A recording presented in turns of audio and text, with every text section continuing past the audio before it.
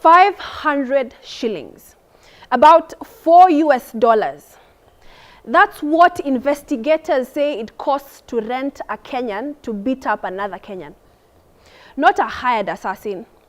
A boy from down the road, hungry, unemployed, picking up a club today because nobody offered him a job yesterday. We call them, quote unquote, goons. But tonight, I want you to stop saying that word like it's slang. Because a goon is doing a lot of hiding for a system that has been paying young Kenyan bodies to silence other Kenyans for over 100 years. Goonism, this is not something that just started on X or with Gen Z. It did not even start with Mungiki. Years after independence, we have seen different breeds. Jeshi la Mzee, Kanu's foot soldiers in the 90s. They beat Reverend Timothy Njoya bloody on Moi Avenue for demanding a new constitution while police stood and watched. A sitting MP was named in parliament as their financier. So there was Mungiki, there has been Taliban, there has been Kamjesh, there has been Chinkororo, there has been Digo Raiders. Different names, different decades, same job description. Violence for hire. Protection for the powerful. And who are they really? Like for real, who are they? They're not villains from another planet.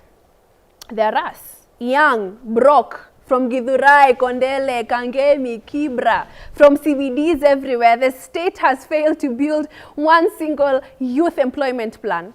This is not a values crisis. It is a manufacture shortage, dressed up as a morality tale, so the real sponsors never have to answer for it.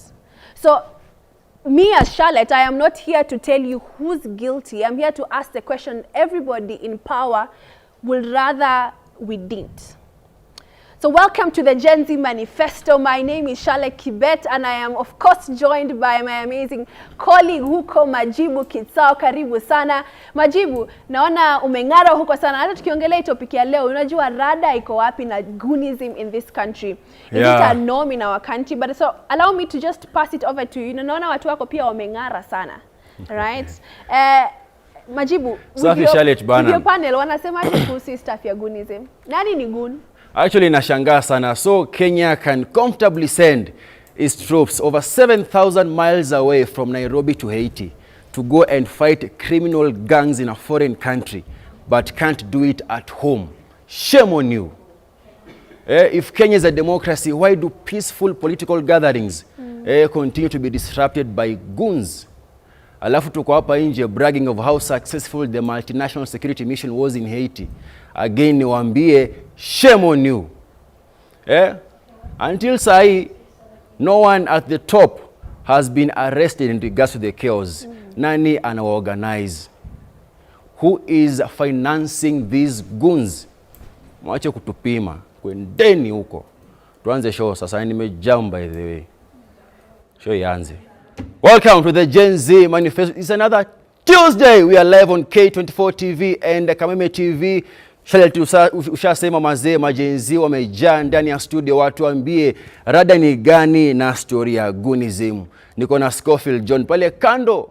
Tuambie bro, we saw chaos witnessed in Kisumu, in Nyahururu, opposition rallies, na pia tumeona before. Rada ni gani na story mzee? First of all, asante sana, and I'm happy. 392 days to one term. I'm so happy. History ya goonism. Sitaki kusema imeanza leo, imeanza jana, but tuseme kama inakuwa revived, ndio inaanzishwa tena upya. Unaona?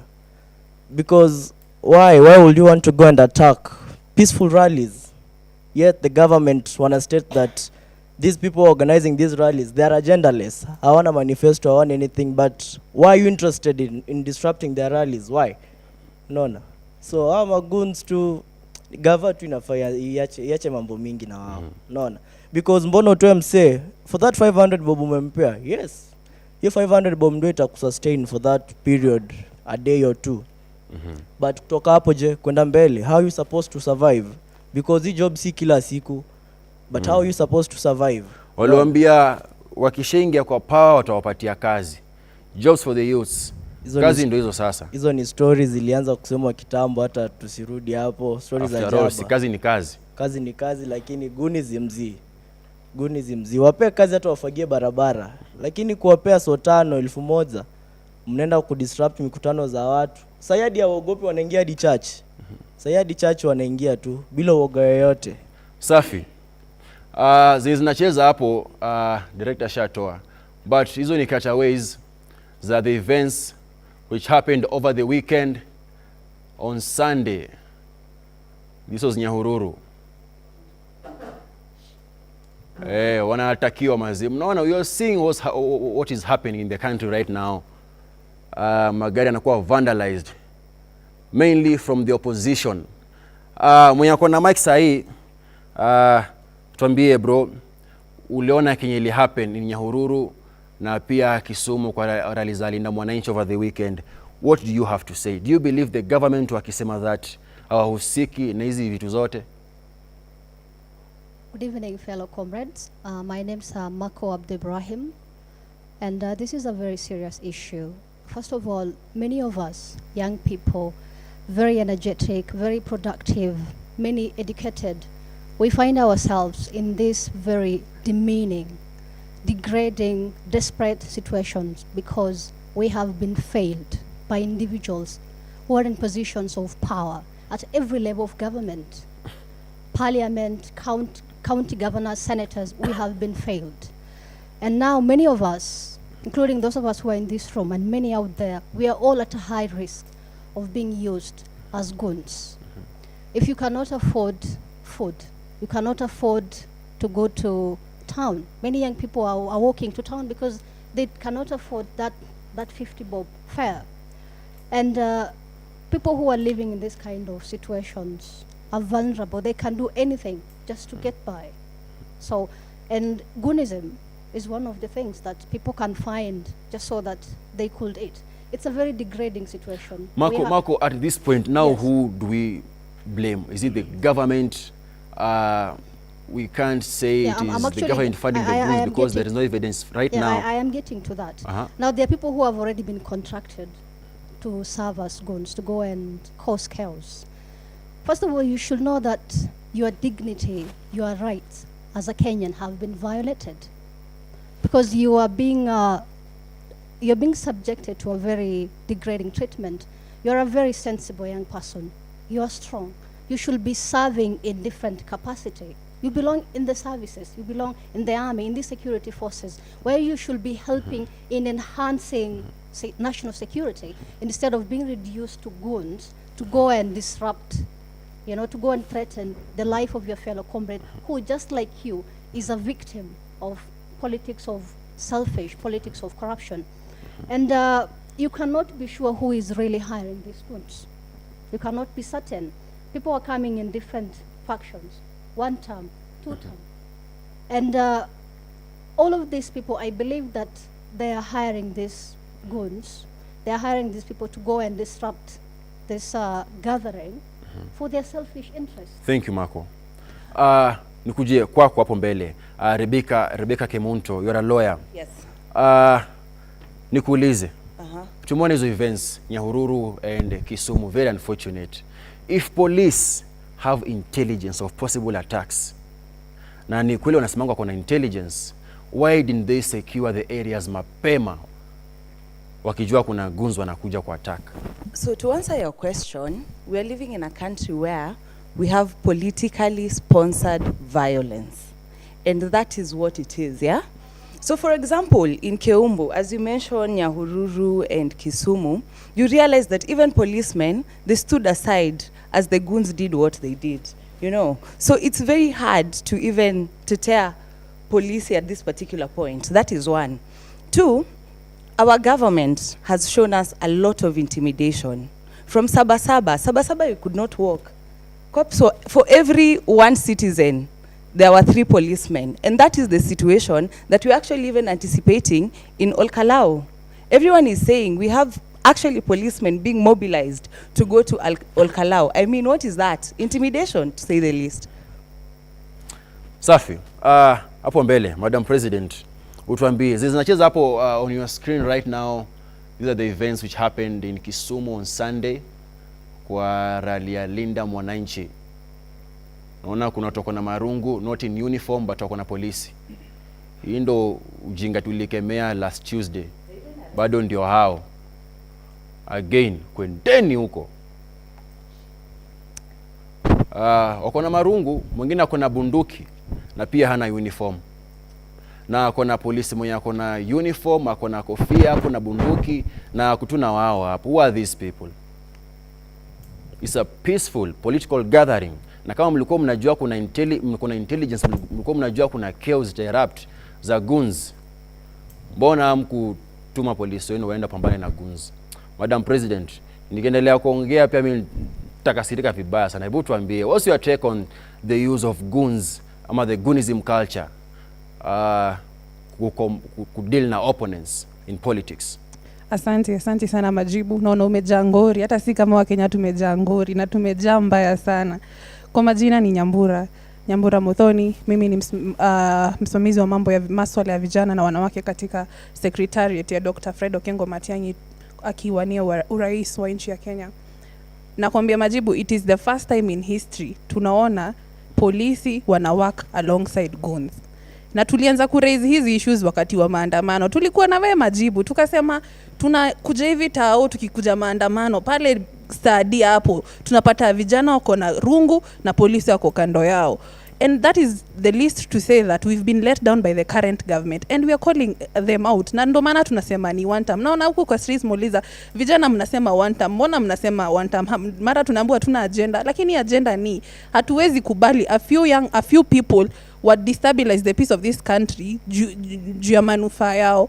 You know, the CS and the PS of internal security, they have let us down as a country. Lakini mimi nikienda pale social media niseme one time, niseme Ruto must go, hapo ndio watanikujia, hapo ndio intelligence yao inawaka, watanikujia pale kwetu Embakasi. Lakini nikisema tukipata goons pale wanapiga mama mboga, wanapiga wasee huko nje. Na unakumbuka timu ya maandamano, there were reported cases of young women who were harassed and sexually assaulted during maandamano by these people who are paid and well organized by people in power. So we are calling you out, all of the security organs from the police service to the NIS to the DCI. We are calling you out because Kenyans no longer feel safe in their homes. And you were elected, you are paid by their taxes, na bado mnawabeba ufala. Ndo maana tunasema mnaenda 2027 mnaenda nyumbani. Nataka tucheze because tuna complain sana, lakini pia tunafaa tusikize Kenya our leaders tunawacomplainia wanasemaje pia wao. We heard ODM leader, wanamuita youth leader Oburu Oginga at State House the other day akisema that Kenya needs a benevolent dictator. Hebu tusikie alisemaje, Mr. Director. We have been in government. I was an assistant minister in finance. We tried to move, but private interests around who want to benefit from small infrastructure which does not move the country anywhere, always coming to put pressure on government not to move. And sometimes then there is too much democracy. There should be some little benevolent dictatorship so that some things can move. Mnambomezidi sana pia nyinyi. Mwezi kwa kila time mnasema SHA ifanyi kazi. Mnasema watu wanakuwa abducted na hawakuwa abducted. Kila time kisikia 25th mnatokea kwa barabara. Pia nyinyi mwache serikali ifanye kazi nyinyi. That's ODM leader Oburu Oginga akisema that Kenya needs a benevolent dictator. Mkumbuke the other day pia kulikuwa na Samia Suluhu Hassan akiambia Mr. President that hawa Kenya wachape mikwaju, wakija na chapa, wakija pia tunachapa. Alisema hivyo. Are Kenyans now paying the price of the decision they made at the ballot? Ni mbaya. Tusikie pia what Sifuna, Nairobi Senator, na pia Anthony Kibagendi had to say after rally yao imekuwa disrupted pia huko Kisumu.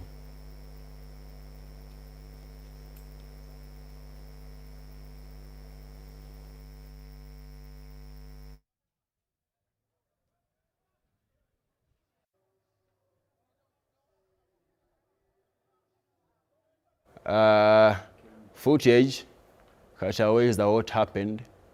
The guys in uniform and those in civilian wakikimbizana na watu hapo. Magunzi ndo wao sasa za Kisumu hizo za Msande. Aya, ikiwa ready now the soundbite ya Sifuna, niambie Mr. Director. Tusikie Sifuna na Anthony Kibagendo walisemaje after their rally, after the chaos which erupted in their rally in Kisumu over the weekend.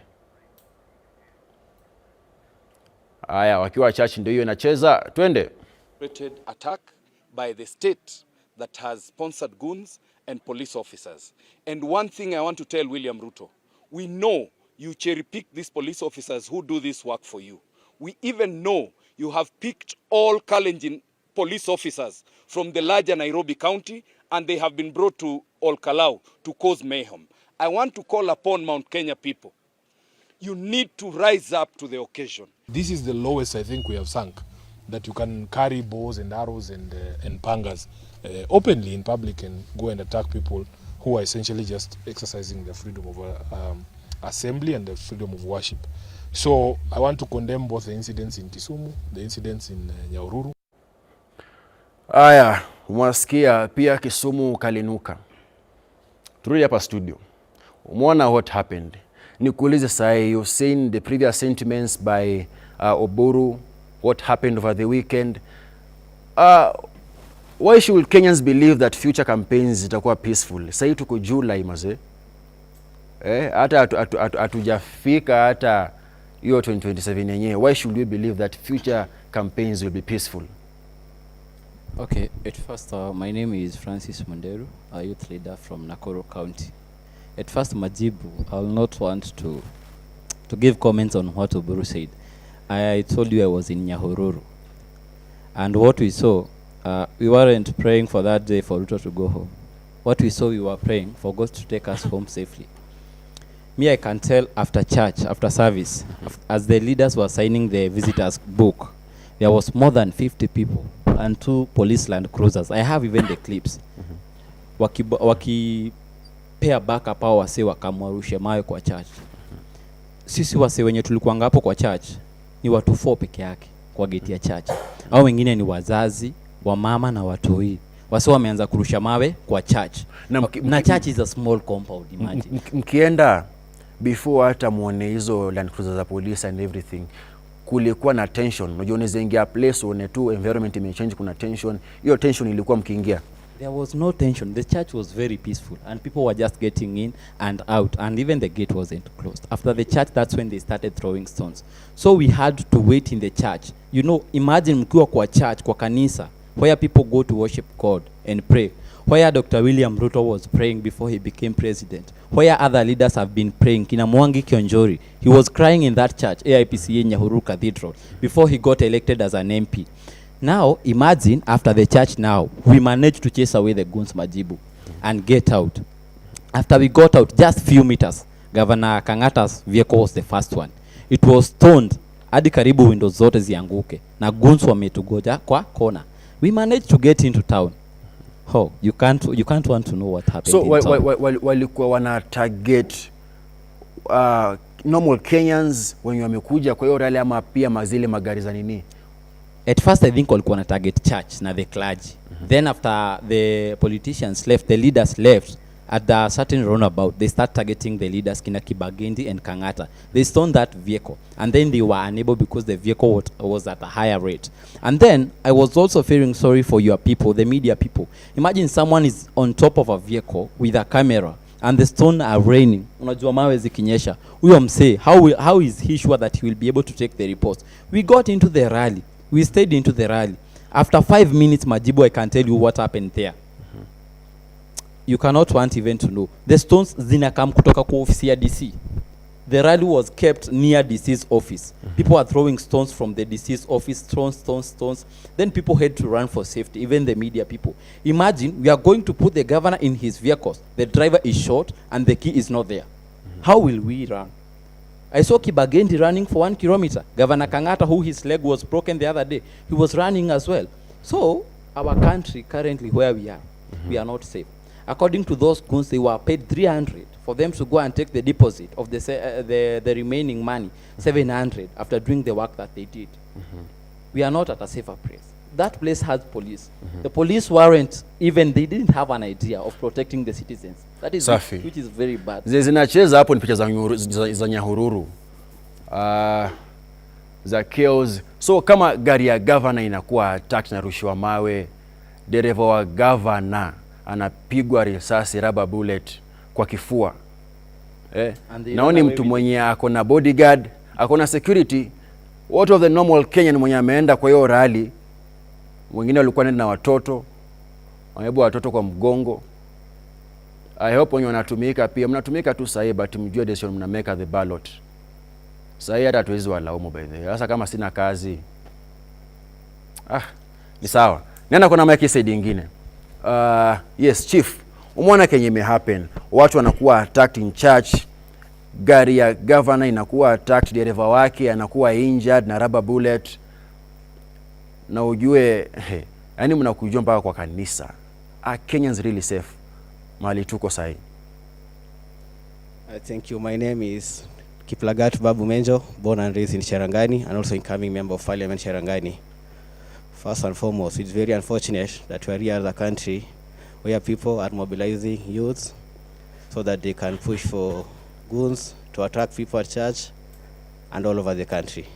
Very unfortunate, and this thing hasn't begun today. It has been there all along, since 2023, 2024, and 2025, and 2026. Sometimes we need to blame ourselves, because most of us, we have been entertaining this culture of Goonism. Because I remember during the 2024 finance bill protest, we the youths were agitated with the finance bill and went to the street, and we are complaining about the government and the current MPs for that time. And I remember very clearly, these goons, they started attacking home of parliamentarians by that time, because I remember home of Oscar Sudi and the club was attacked at Timbexo. We praise these people for attacking it. We are very happy, say, to occupy, to Salimia. That time again, I remember Kimani Kuria, MP for Molo.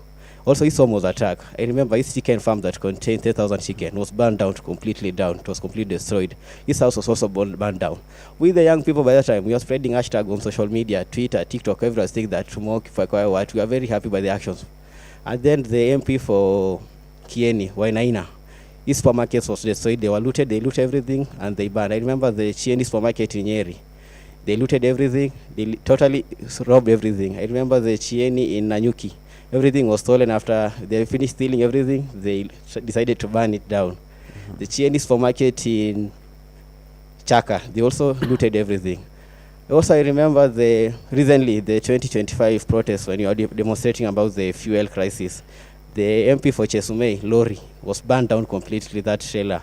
He really cries saying that, you have burned down my lorry, it has taken me out of hard work so that I can get it. Also, there's a guy around Thika Road who had a UDF flag in his car. His car was burned down. And that people are very happy that how does this has to do with UDF flag? We decided to burn down his car. A Mazda CX-5, that was totally new. We are very happy. I remember Teacher Shea, who was a TikToker, had shared pictures of people, goons who destroyed that car. People on social media started attacking Teacher Shea, saying, calling him a snitch. Yes, ameonyesha watu attack the car. So me, my attitude, the Goonism is very bad. This culture, we must condemn it. But we should stop selective criticism. Whether they attack people in government or people in opposition, we should condemn these goons, because nobody owns goons. Today you use them to attack another person, but tomorrow they'll be used to attack you, because goons are available to the highest bidder. So I like us as a country and media. We should stop selective criticism. And I also like to comment about what Oburu said. Can I be given a chance? Yes. Yes, Oburu said that in this country that we got enough freedom, and I agree with him, but the party said that she'll have benevolent dictatorship. I don't know if I don't understand English, but according to my understanding, benevolent dictatorship is where a leader has powers that has the goodwill for the people. There's some things that you want to do for the people. But the people, you can Google there. You can use your So, dictionary. I like to kidogo educate you. tu, Yes. tulieni. Let me explain benevolent dictatorship. Let me explain. Kidogo tu. Let's facts. Let's stop emotions and allow me to talk. Yes. Kidogo tu ana explain. Pia yako na right. Yes, you can note down. You can note down. Kiongozi umesema in short una support. I'm not supporting, but I want to explain. I want to explain so that I can give my comments on it. Oburu says there's too much democracy. You should have benevolent dictatorship. According to me, is where a leader has some power so that he has things that you want to do that are good for the people, but then people who are dragging him down so that he can push them for the benefit of the people. Okay. That's what Oburu, and even Oburu come and explain. I wish you could play both clips, the first one and the one explaining. And according, I didn't do my research. Benevolent dictatorship, where someone pushing for the benefit of the people, but there's some people dragging him behind. Yeah. So you want to push it, so later they realize that thing is benefiting them. I can give example. Like the president want to do most of the things in this country, but this Kenya, we have too much. Kidogo. I'm telling you, you can call on me, but here is facts. Before nipatie Charlotte pale mbele, kiongozi ni people are going to court. There are many things you want to do. This guy, my friend, is coming from the Western Kenya. The president wanted to build for us Rironi Summit Road. Yeah. Before nipatie Charlotte pale mbele and the conversation. Yeah. Tulisikia Kenya Oburu alisema si wote. Yeah. According to you, ni wapi kwenye you think Kenyans went too far in criticizing the government where you feel wanafaa kutiliwa mkazo kidogo? Let me give an example. For example, the president wanted to I'll give an example. The president wanted to construct the Rironi Summit. Some people went to court so that they were complaining about that road. But some people whom we need that road. The people who are living in Western Kenya, living in Nyanza, and living in Rift Valley, because we need that road for Rironi Summit to be constructed, because we are suffering. People are complaining, they are going to court complaining that they don't want that road to be connected. But no, they are going to court because the president, they are tolling 8 shillings per kilometer. But I can give you an example. Once we the people in Rift Valley, we need that road. So you should shut up, I talk. Sawa kidogo. Your time will come. Your time will come for me to respond. Kidogo, tunafaa tuwe na democracy. It is a democratic. The country may not be democratic, but this show is very democratic. Naomba nikuulize swali, Chief. Kuna mwingine amesema pale ni wa Rift Valley. Acha atuambie mbona yeye anapinga hiyo barabara kujengwa. Kidogo tu kiongozi. Mpatilishe tu mic. Amesema pia ni wa Rift Valley. Tuambie. The problem is not the what. The problem is the how. Acha nikwambie. Ukijenga barabara, we have engineers, we have economists. These people are great. These people are normal citizens. Wanajua bei ya mabarabara, wanajua bei ya projects. So when we're having projects that are being done at 3x, 4 times the amount, I mean, it's absurd. So we are not saying no to projects. We are saying we are not content as a citizen. Remember again, when you're running a country... Thank you wakili. I think kidogo tu acha nipatie mwenzangu pale mbele Charlotte Kibet. Umesikia Kenya wamesema hii side nyingine majenzi kumeanza kuwaka moto, but nikikurushia, do we need a benevolent dictator? Na pia kuna statement ya police, they said that they arrested 14 suspects in regard to the chaos witnessed in Nyahururu and Kisumu. Is there any likelihood of those guys being prosecuted? Kazi kwako Charlotte. Imewaka moto kiasi and you're trying to put the water down kidogo, and I truly understand people's opinions and how they view their particular aspects as well for this particular topic. Allow me to introduce just my amazing panelists. I think they're very familiar to everyone, so kuna haja hata niwe introduce, but allow me to introduce James Mulamba, who's a revolutionary. And Jared Oye, right? Nimesema vizuri this time, si ndio? Okay, sawa. ODM Youth League, karibuni sana. I just want us to also emphasize the fact that Gunism is not new in this country. We have a 120-year pact, or let me say, years with Gunism itself, an identification with Kenya with Gunism. There is a man called John Enworth, who was the British East African Commissioner. When alitumia goons, walikuwa wanajiita, auxiliaries in the country kusaidia ku manage Kenya as a place for East Africa. So it's not something that we are new up with it. And then we see post-independence, tunaona vijana wa Moi, right? Watu walikuwa na defend Moi. We see Mungiki again as well. So it's not new in our country. So Jared, karibu sana na Mulamba. Allow me to ask you, from ODM Youth League, right? When we hear the youth senator, quote unquote, akisema we need a benevolent leader, what does that mean? And number two, to you, who is a goon in this country? Thank you very much, Charlotte. Yes. I think allow me first to start by greeting our viewers. It's long since Kabisa, karibu Z tena. Manifesto. It's also very important to maybe, if you allow me to start with the part on the goon side, part of it. Where we are not going to regionalize the goons, or whether, or neither are we going to tribalize goon. They are all over the country. Unfortunately, with the devolution, we have devolved goonship. Today, we personally blame not one-sided side of the governance of our country, be it the opposition or the government. Today, if you go to your MC, you'll find them that they're having security. And these securities, they are goons. If you go to an MP, you'll find they have the security. The question that we're asking them, is the security being provided by the state not enough for them? And what's the fear that they have at the leadership? That is one. Number two, if again you go to our leadership, the devolved leadership, from governors to senators to women rep, everybody, why do they walk around with 550 or 10 unemployed gentlemen around them to provide security for what? What do they fear are amongst their own constituents, the people who voted them in? Unfortunately, this again goes to the elected leaders that we are having in the country. They have not been able to industrialize and provide job opportunities for our young people. They're gallant. I'll say that they are available for cheap handouts to provide such securities. We now, I think Mulambwa is running for a position in 2027. Yes. Personally, I'm also maybe having ambitions. I think we are going to be solution-oriented, not lamenting as they are doing. We have private security providers in the country. If there's a feeling that the police service, which we have there, and other security operators are not providing security that is needed for our leaders, then we need to opt maybe for the service, for the private security providers to give security if they need. For such. Jared, as you even become honest, and I want Mulamba to jump on this, you know, you being on the streets and probably being more active, probably more than us, and you seeing probably more things than us, do you think inaogopesha kiasi come 2027? Because both of you have said you're both aspirants. So, mimi nikikuona na goon 2027, ni kublame ama ni blame system? I am not going to use goons. I have no interest. Are goons necessary evil? No, they are not. We don't even need them.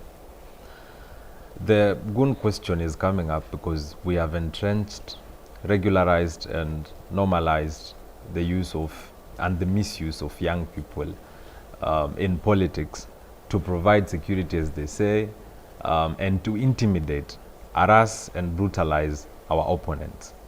I think you would win a debate by ideology, agendas and ideas than you would by brutalizing your opponents. As it is, we've not solved this problem for a very long time. I don't think we were giving this conversation its due diligence. Yeah. We were brushing it over and glossing over this subject because hatukuwa tumefikiwa. Let me just state it as it Nani is. hajafikiwa? Sisi wote hatukuwa tumefikiwa, especially the young people.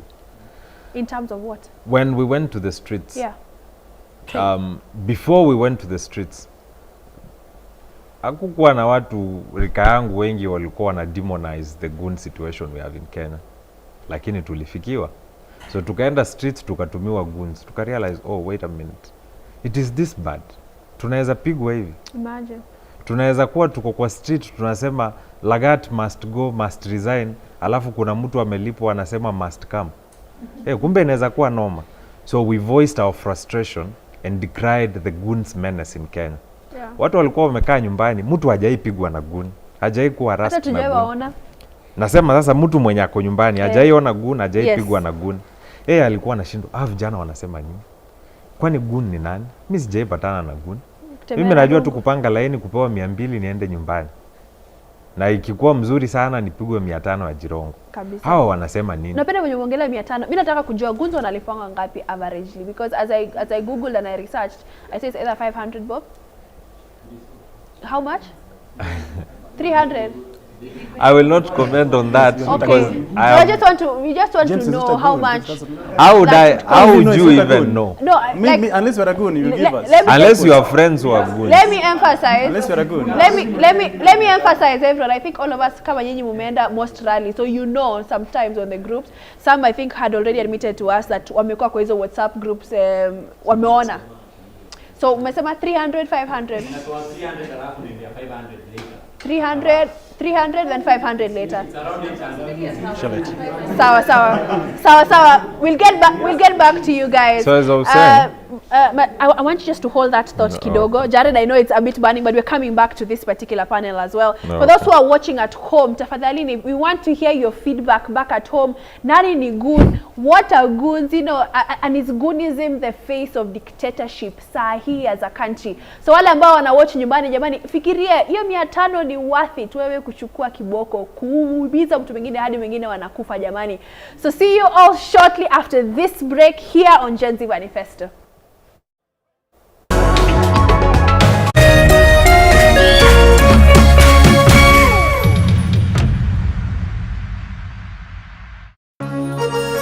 Hihi wina kioria kana woni wegie umemerekia wa Kameme TV. Twandikire woni waku kuhitukira Facebook @Kameme TV Kenya, X @Kameme TV Kenya. Na twandikire email kuhitukira info@mediamax.co.ke. Kameme TV, muthigi wa ruriri.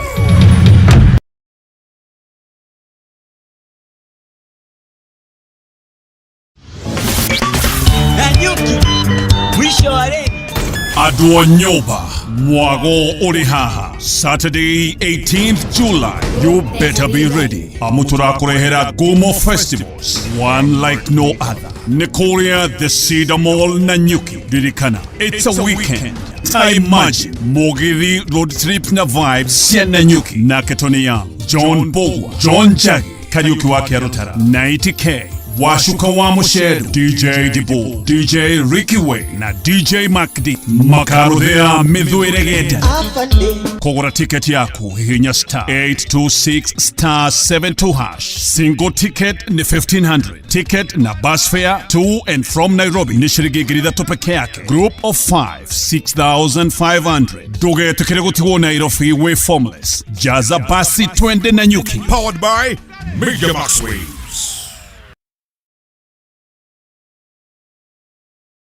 True understanding requires more than a headline.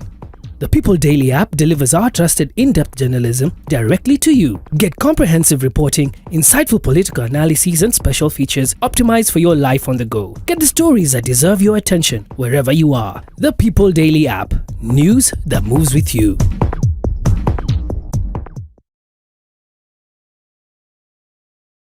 As the sun rises, so do we. As we trust it to rise and set without any worries interrupting your day. StarTime's home solar solution with solar panels, hybrid inverter, and lithium battery. Powering your prosperity and happier life. Empowering you to do the things that really matter. A complete and reliable home solar solution. Call us today. StarTime Solar. Power your life.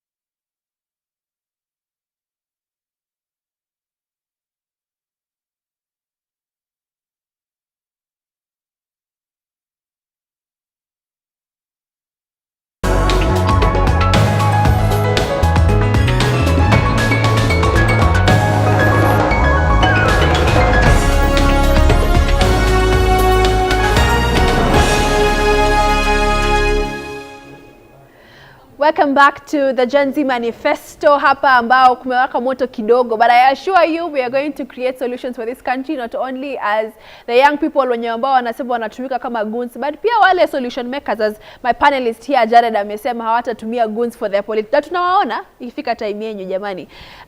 Allow me to also just put the question of the day out there. Rada ni gani na story ya goonism, right? Tumeongelea goonism, who is a goon, how much is a goon paid. Unajua unafika jadi unakuwa goon. Unajua tukublame kama wewe ni goon ama tu justify una kitu kwa mfuko na una chakula ya leo. So Jared, karibu sana once more, and Malemba as well, karibu sana to the show. As you were mentioning, both of you are running, right, for political positions. So as we discussed, is it a necessary evil as well? And we also discussed how much money they get. So swali langu ni, is it something that, are you both of you a bit scared as well as political aspirants, but also as a Kenyan, that this might grow into a monster that we might not be able to handle it come 2027? And I think it's important probably for some of us who are really young during 2007 to 2008 may have not have a big recollection of what happened. But I don't know if you guys have seen online just the videos that have been playing online, especially on X, right? Videos of what happened in 2007. And in every sector of this country, we had armed militia, everyone protecting each of their own. So swali langu ni, both of you, I'll start with you, Jared. Are you scared for you as a political aspirant in this country to vie? And do you need goons? Kwa sababu sai goons ni kila mtu, si ndio? Kuna serikali, kuna oppositions, kuna organizations. So do you need a goon ukivai? I think Charlotte, this need to go out clear to the public, to my generation, and to the nation, both leadership and the ones who are the alternative government. It is so saddening. I think at some point when you're watching the happenings in Kisumu, you can't differentiate between the goon and the police officers, because you find police officers, some of them are also carrying the cards, yeah, and the clouds, Kisumu ones, yes. and they are in plain clothes. And I think there was a court ruling that was put forward that in such crowd we need to identify who is a police officer and who is not. And I think there's also not a complaint but a clarification that came from I think Amin, the DCI boss, that some of this, the police officers or security operators are not uniformed. But again, we need to know them even if they're not uniformed. If they, hata kama itabidi wakuwe na badge, then we should have that. I remember, I think, when we were in this show sometime back. Yes, sometime back. I think these were some of the reforms that maybe the CS Emeritus Maraga maybe proposed during the police reform that he was working around the country. Because I think these are some of the menaces that we are having around that you can differentiate the goon and the police. And in most cases, again, I think at some point we have the goons, I'll let me use the term goons, yes, who are at some point will say maybe they have the militia training in them as well. There are these who go to maybe NYS and then they fail to get into the forces or the apparatus in some cases. There are those who maybe are having this the trainings around. But now it comes back to the government, not this government, but even the previous governments. Because a good example, a gentleman have graduated or a lady have graduated, no job, for how long? So to me it's not the current government, but the governments that have been there. I think to me it goes beyond maybe after post-Kibaki era. That's from 2012. Yeah. If we could have been having ways of absorbing maybe the graduates into the job market, we couldn't be where we are today. Okay. But now the solution that comes in now, are we going to be able to create the opportunities for these people not to be misused? And if the politicians and the leaders are feeling that they need to maybe fence and have more security around them, if the ones being given by the security apparatus is not enough, then let them contract official security providers. We have them around, the G4S and so on, Jared, and such. Allow me to ask. Let me land. Yes, please do. Okay. There's this question again on the goon. Before I come to maybe the use and the monetary part of it, we have institutions, the DCI, the intelligent apparatus in the country. Maybe it's not only DCI. What are they doing? That's one of the tough questions. Because this, like that gentleman there is saying that having information, he ought to be someone to give the detailed information. They're talking about that having WhatsApp groups. We need to know who is financing them. If to happen that we know who is giving them how much. Who is financing these people? These are some of the tough questions that we need to put everybody onto board. Let me ask. Also, tukijua how much they get or who these people are, what's the next way? The next thing, maybe some of them will need a rehabilitation. A number of them are on drug. That is one. Sorry, let me learn. Okay, some of them are on drug. Maybe we will need a rehabilitation back to the society. Number 3, I think I've said here again and again. I think James also touched on it. We need to industrialize our economy and create opportunities. If these people are integrated into our economy, they're not to be able to be misused. So unemployment. Unemployment. And then it's our security, not security, but intelligent apparatus operational. If this gentleman can say in a national TV that they know the person who pays them and how much, we need to know that who are the people financing these schools, be it from the government side, opposition side, or organization. Thank you so much. Olave, what do you have to say on this, particularly with the experience that you have as a Kenyan, as a revolutionary, as an activist being on the street? What comes into mind as Gerald said, unemployment ni shida? Now also, umesema, there's something important you've said. You've mentioned that kama we need to rehabilitate these people back to society. But my question as well to back to you and Mulamba is, these are people in society. Wakimaliza kupiga mtu, si wanarudi kwa nyumba zao? Exactly. Sindio? Unfortunately. Unfortunately, right? They have families, they have wives, they have children. Mulamba, back to you. I will pick up from where I left, because I think I was not properly understood. You remember the quote about when they came for the farmer, I was silent. When they came for the doctor, because I'm not a doctor. When they came for the engineer, this is the exact situation we are in. Nilianza na kusema, mutafikiwa. I was not intimidating or threatening anyone. I was just speaking myself into the reality. When goons were sent to Gen Z protests and they infiltrated our protests, beat us senseless, unfortunately, injured most of us and raped our young girls. Allow me to ask, were you injured one way or another? Yes. Okay, allow me to ask again, who here has been injured, beat up, hurt? Inua mkono, if you are a victim. Inua mkono? Okay, so one, two. Thank you. So, part of the majority of Kenyans were silent kwa sababu hawakuwa wamefikiwa. Wakristo hawakuwa wametulia vizuri kwa sababu hawakuwa wamefikiwa. Now goons are being sent to churches. Wakristo wako zile, this is not the country we want. Waislamu wametulia sahi kwa sababu hawajafikiwa. Watafikiwa. Sahi vile tunaongea, our folks in the rural areas, in the hinterlands of Kenya, huko up country, were silent about the goons menace. Hawakuwa wamefikiwa, wamefikiwa. Sasa goons wanatumwa hata huko interior, huko ushago. Mlisema goons ni watu wa town. Hii ni maneno ya michezo ya town hii, vitu manufactured hii. Wacha wapige hao commercial activist, iko sawa. Sasa huko nyumbani, si pia nyinyi mmefikiwa? Sasa sisi tukikosa kuongea collectively as a country, mwenye anapigwa ni Mkenya. Mwenye anatumwa kupiga watu ni Mkenya.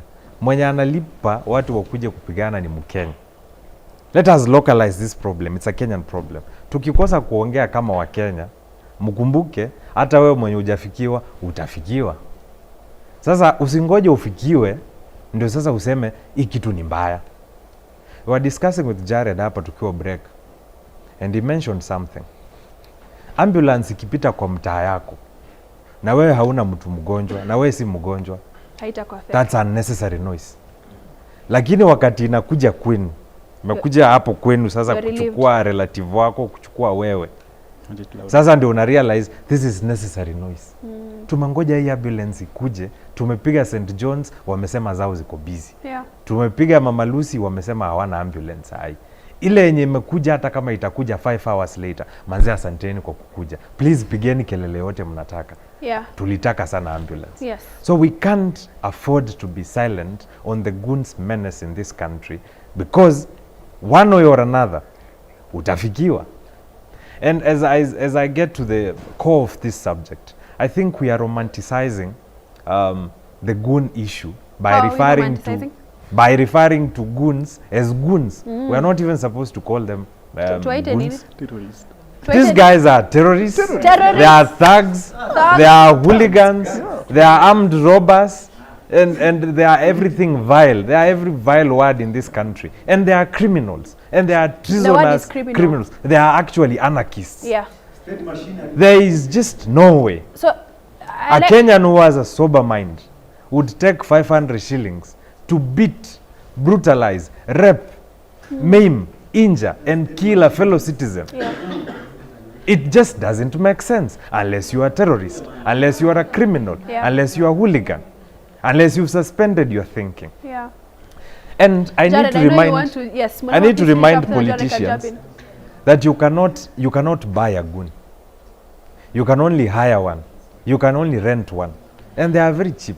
After you are done with them, Someone else who has the same interest as you of misusing young people will hire the same goons to beat you up. Let me ask Mulamba, we know, I mean, all of us are familiar with individuals or an individual who, you know, was a prime goon, right? But now serves as a board member of hospitals, right? So do you think this is a way? Do you think I can umesema shida ni unemployment, so if I am, you know, vocal enough, if I am loud enough, then I'll be noticed to get a job. I am going to give Jared Oye an opportunity to chip in on this, because the person you are referring to, calm down a little bit, tunyamaze kidogo tu. The person you are referring to belongs to his party. Wacha tunyamaze kidogo, because Jared Oye comes from ODM Youth League, right? Wacha tusikie. Jared, please continue. Goon mobilizer. I think we also need to differentiate between mobilizers, goons, and thugs. But what does he?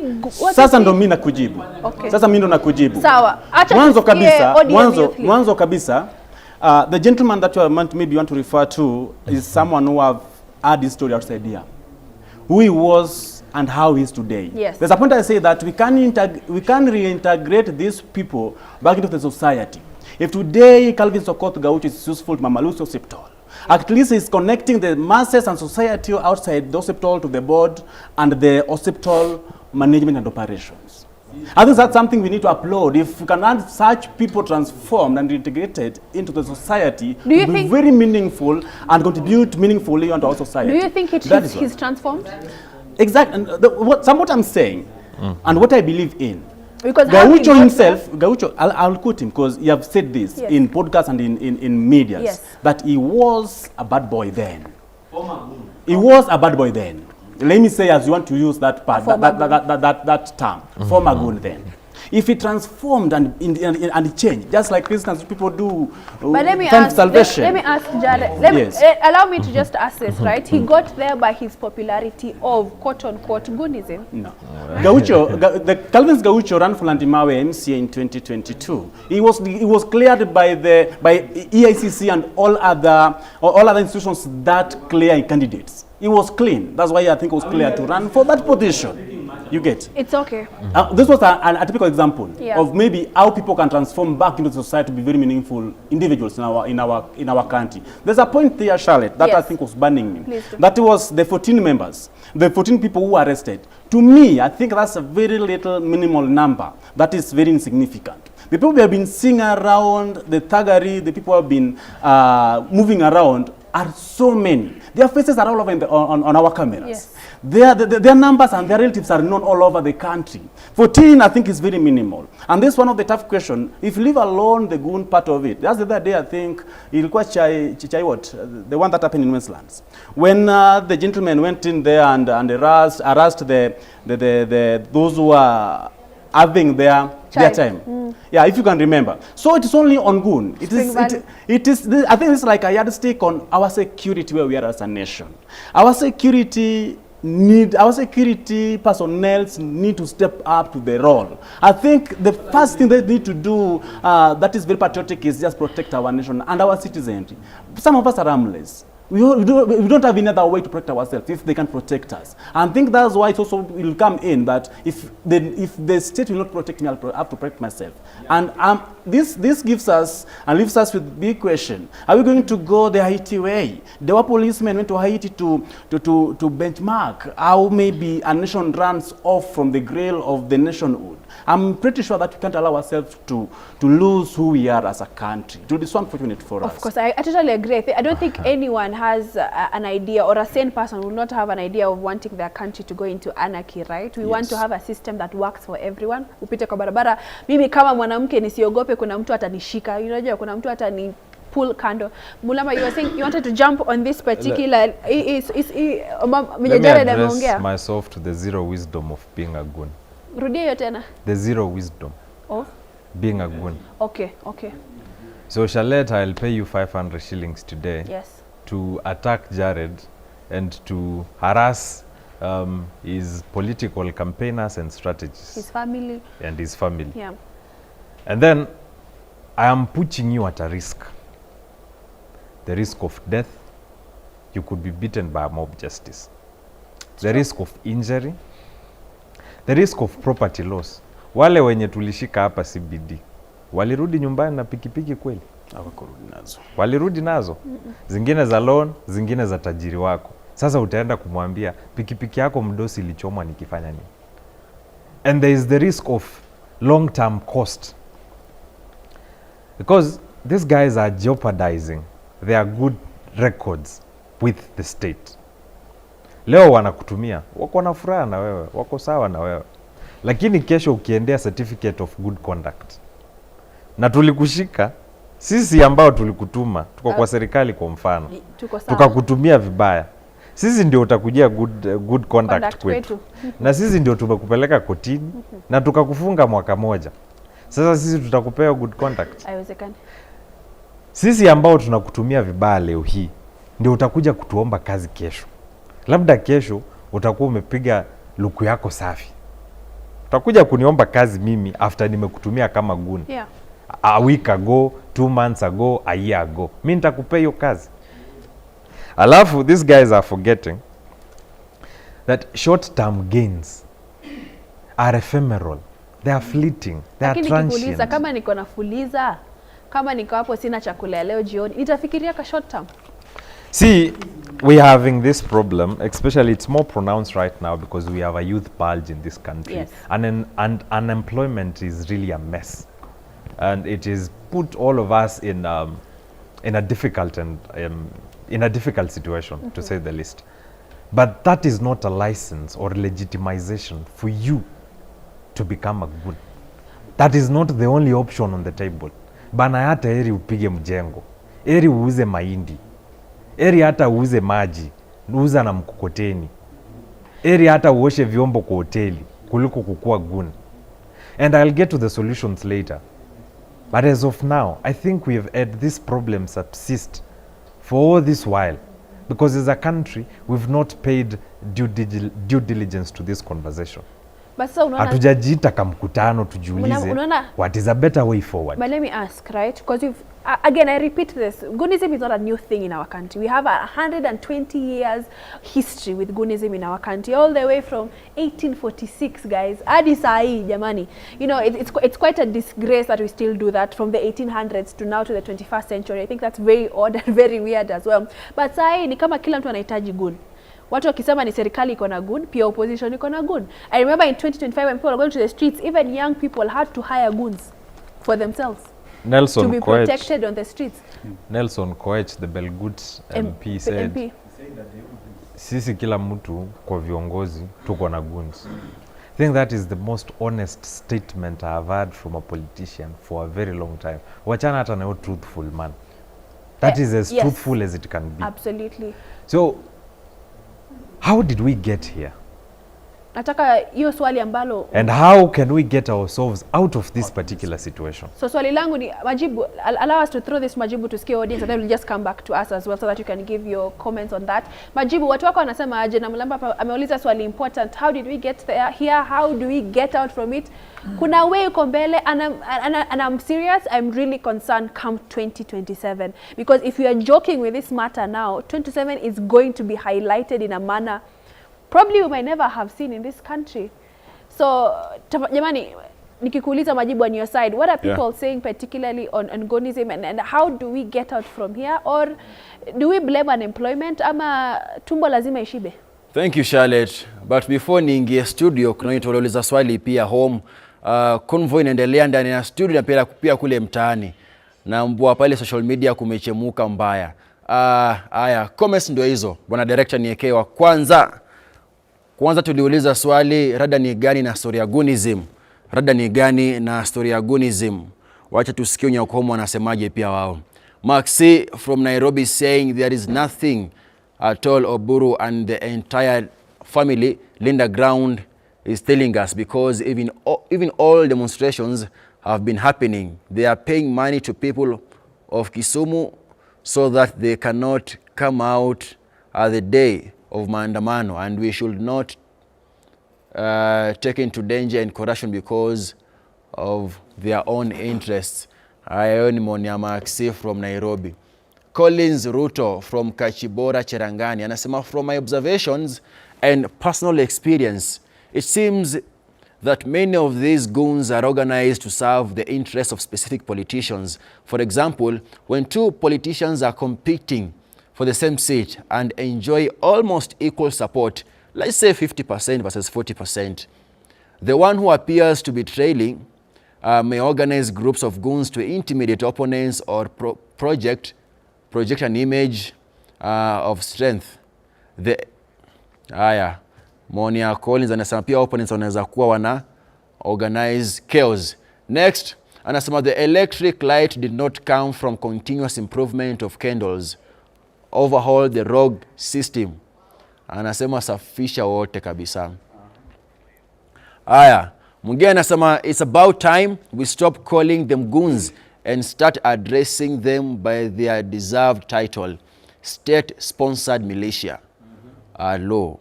Si goons tena, ni state-sponsored militia. This is a dangerous path we are treading.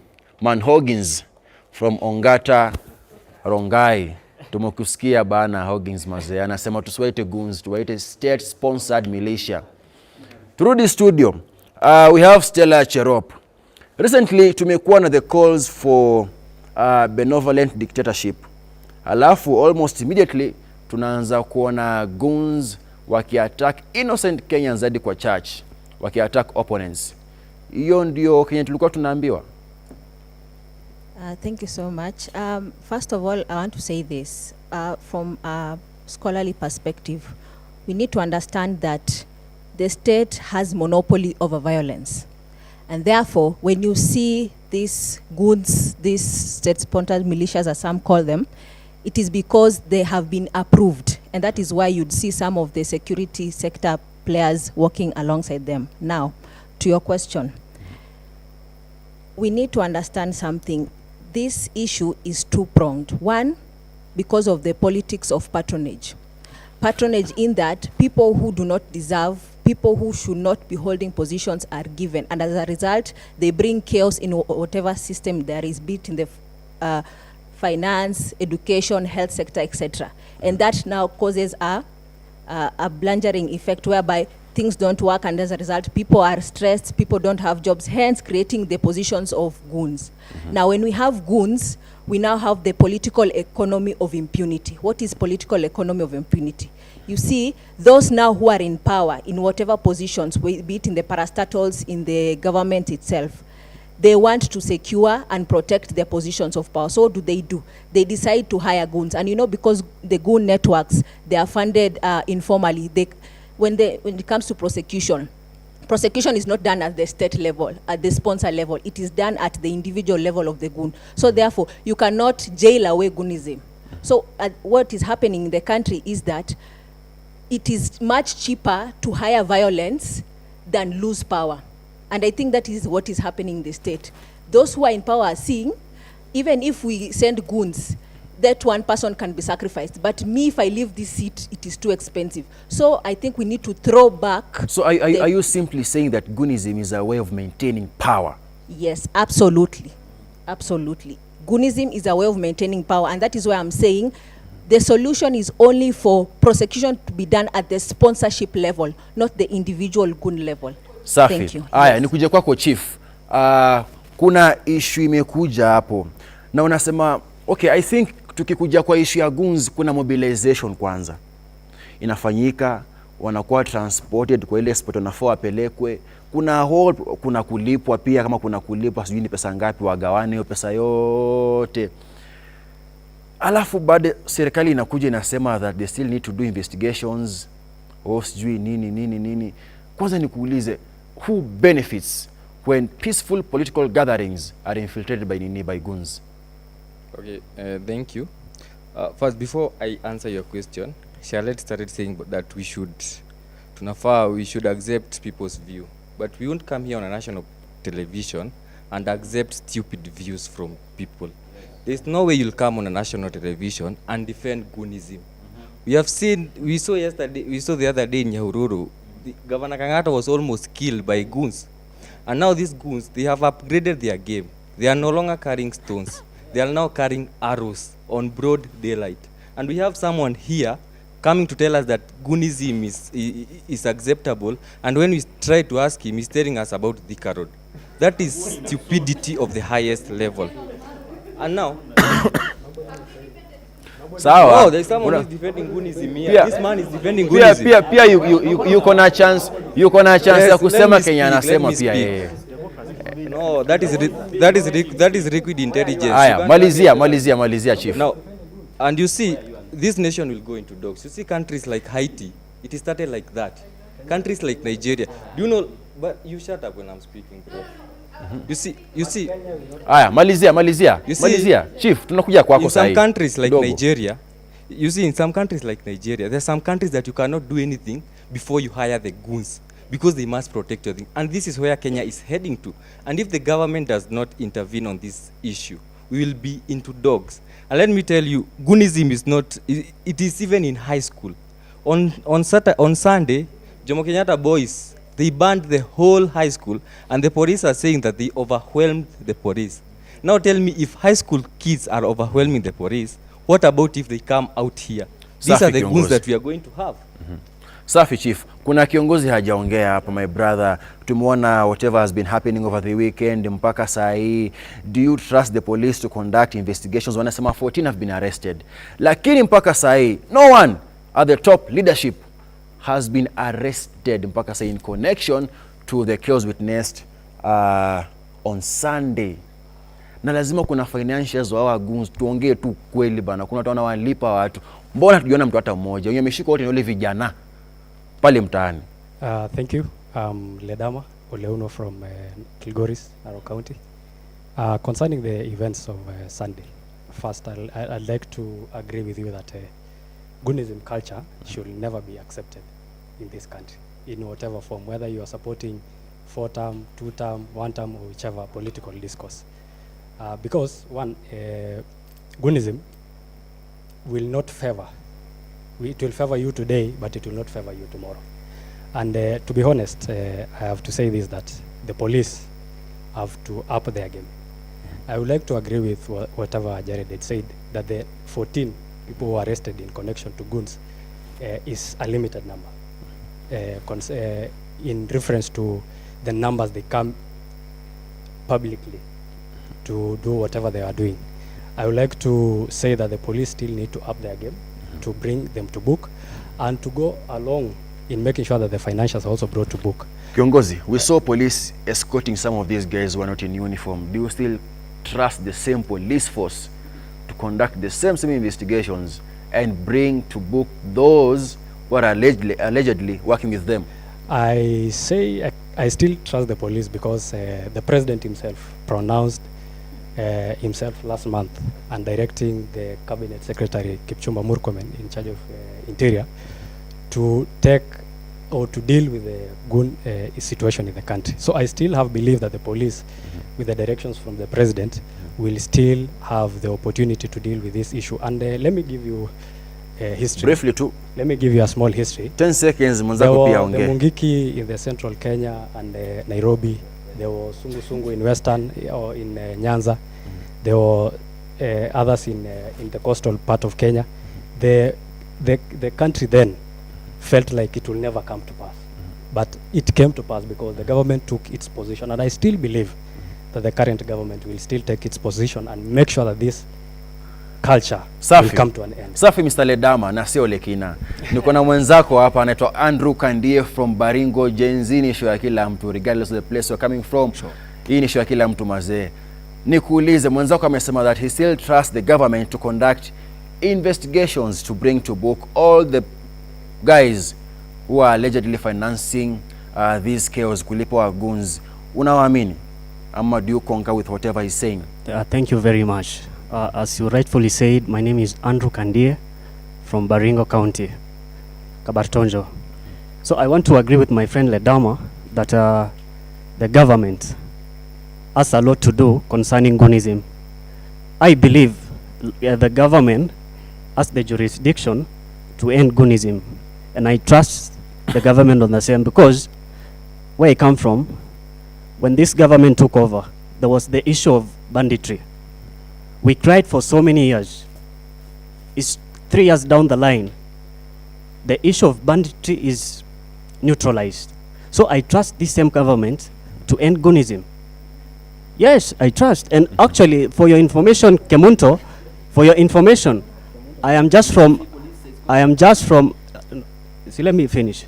I'm just from Baringo today. I traveled today. And I want to inform you, the Nakuru Mau Summit Road is being done. Sawa, kuna part ya maendeleo lakini pia kuna I'm just telling you. There's a solution. Tulia bosi. So I'm just saying. Hatuko kwa maendeleo, tunajua hadi talanta inajengwa. Lakini sasa hii we have very limited time. Let me prosecute my point. Yes. But security. No, I'm just saying. Aya, mwacha malize. I'm just saying the road is being done and the people who have been employed are young people.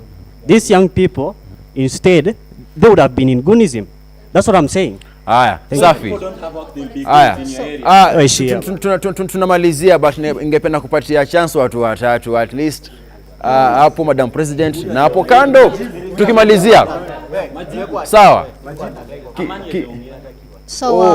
Aya, kidogo tu tukiuliza as we wind up, he said before nirushie mwenzangu Charlotte pale mbele, pia niulize who do you think ama what do you think is solution to ending goonism culture in this country, because it appears it is deeply rooted in our societies. For now, the goons, few people have been identified to disrupt rallies and cause chaos here and there. But if we are not careful, if we do not step up this fight, then we are going to have very many people identified. And like I told you when I started, many Kenyans unemployed, very desperate, at a high risk of being employed as goons. So we are going to have, like somebody from home said, that we are going to have organized militias who are going to disrupt elections, even in 2027. And I want to pose this question to all of us who are at home and those of us who are here.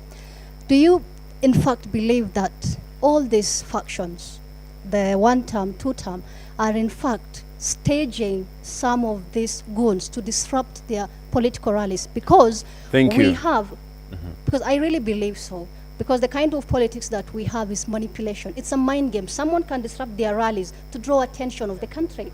They want sympathy. They want to be seen as people who are being mistreated.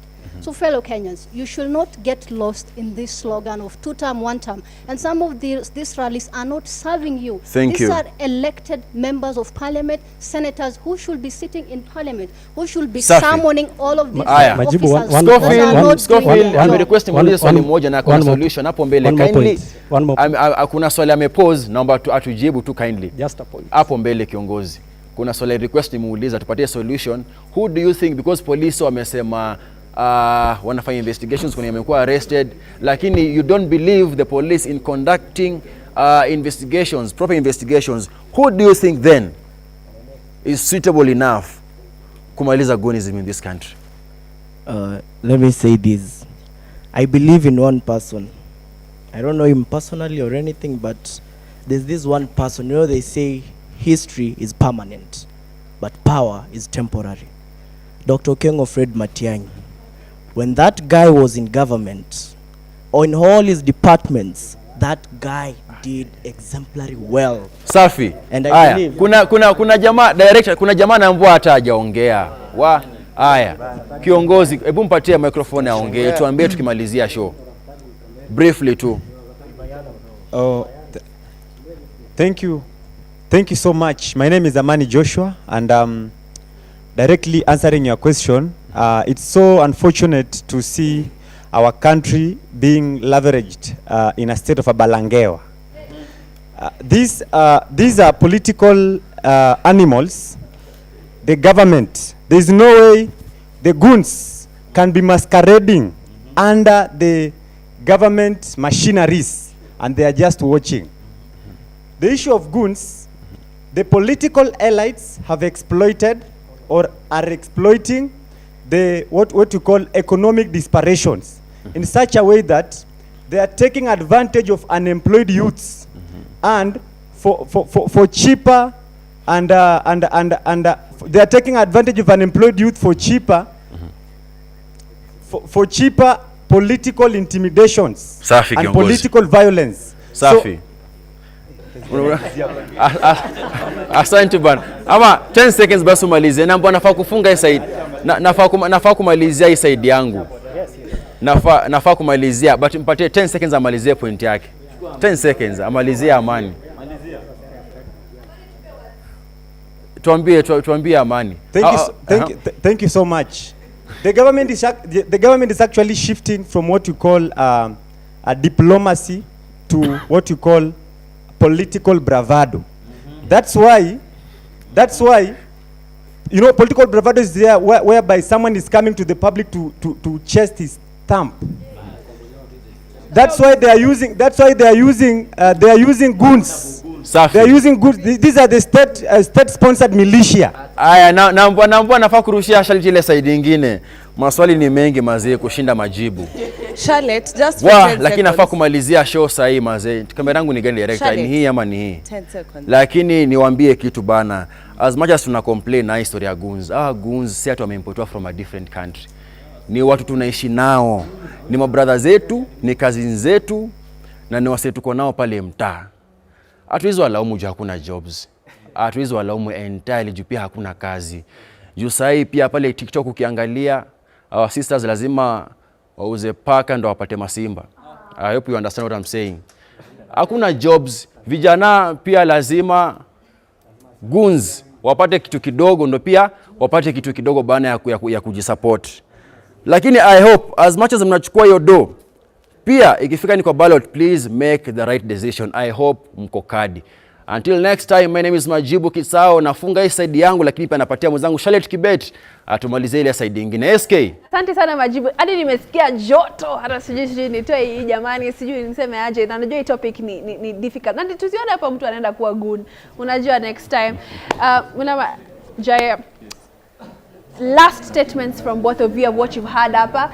Mtu ametupea big words, right, from the dictionary. Ingine tutabidi tuende to Google. But last words from you, Jared, tukimaliza na Mulamba about this particular issue. Allow us to please keep quiet to amalize statements yao. Jared. I think I'm in agreement with the banditry case that you have seen in the country. We expect the same force that the state used to crush banditry. And the same that was used then during the Linda Inchi operation wakati tulivamiwa na Al-Shabaab. Is the same force we're expecting them to use on goon. We don't need to treat this thing casual as they're doing. I think on the goon thing, that's from my end. 5 seconds. There was a comment that was made, but maybe next time. Thank you so much. Mulamba, tafadhali. Nasikia tu vibaya hata hatujafika kwa solutions za goons. Imekuwa. Tunaweza fanya hiyo next week. Inaniuma sana. Well, mwenye anasema hakuna solutions is a lazy thinker. Let me get to it. It is unfortunate that as a young person you would agree to be misused by a politician as they continue looting from you and oppressing you. The mobilization and deployment of goons imperils and punctures the democratic gains we've made as a country. Mulamba, thank you. The political tolerance and the progress we've made as a country. It is quite unfortunate that we are discussing this menace 63 years later. Thank you so much, Mulamba. Thank you so much, Jared. Thank you for all of you. For all those who are watching back at home, allow me to just show you an image.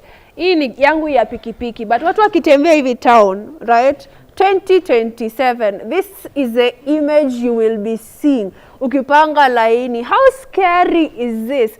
So if we don't bring a solution to this country now, kila mtu itabidi anunue, si ndio? So see you next week here on Z Manifesto, the biggest show as my co-host Majibu anapenda kusema. See Kameme TV, Muthegi wa Ruriri.